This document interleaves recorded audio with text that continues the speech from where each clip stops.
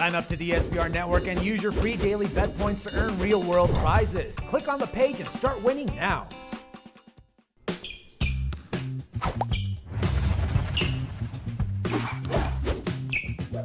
Hi, welcome to SBR Forum Videos. I'm Peter Loshak. We are previewing each of the regions in the 2014 NCAA tournament, and right now we're going to preview the South region with Joe Duffy from OffshoreInsiders.com. Joe Duffy, thanks for being with us. Thank you, Peter. All right, give a quick plug for OffshoreInsiders.com before we get into the South.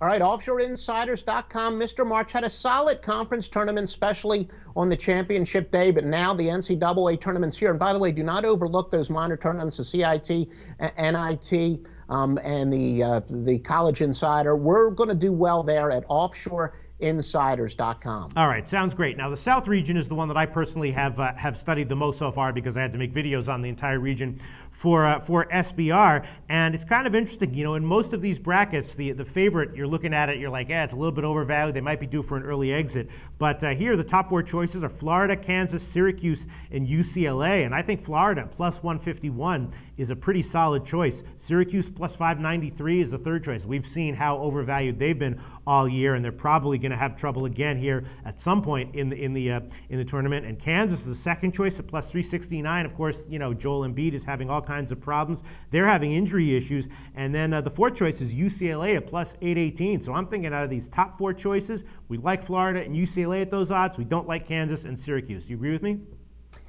Yes and no. The thing with Kansas is if they can survive the first couple rounds and then Embiid comes back, you're right, there might be some chemistry issues, but if Embiid comes back close to healthy, you know, Kansas of any team is a team that could either win it all or get upset very early. They are definitely the biggest wild card in the entire tournament. But again, if Embiid comes back, all of a sudden they could become a favorite. I also think, you know, Florida, there's no question they've got that combination. I think that experience can be overrated in the NCAA tournament unless it's backed up by talent. Florida clearly has that talent, but what worries me most is they are coming from the SEC. The SEC is the best football conference out there, so as a basketball conference, and that's the one and only thing that does worry me about Florida. And Syracuse, maybe much like Kansas, because they came in, you know, staggering over the finish line. If they can get some confidence in the first couple rounds, and then all of a sudden,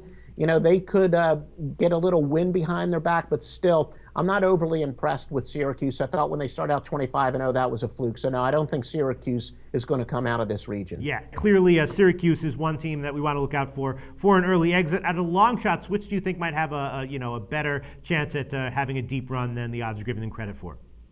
Well, I'll tell you what, a lot of the opinions I respect, and it kind of makes me nervous when people start agreeing. It's almost to the point where you get to a contrarian thing, but a lot of the opinions that I've always respected and that I've used for information think that Pitt could be a great dark horse. They get a nice matchup in the first round where Colorado, since they lost Dinwiddie, has really not been all that good of a team. So, you know, people look at those 8-9 matchups. Sometimes the brackets are determined by that. I think they get kind of a break in that first round. And Pitt, they do have some talent. The thing that makes me nervous, and I think a lot of people nervous, is that they've come up short so many times in March with Jamie Dixon. Will they do that again? I don't know. But, you know, Pitt seems to be a fairly decent dark horse. Yeah, I'll tell you. I mean, I was fading Pitt all year long pretty successfully, fading them. And then in the conference tournament, I continued to fade them, and that was not successful. They actually played pretty well in the conference tournament. So the question for me personally is, did they turn a legitimate corner or not? And I'm thinking maybe they did. What do you think?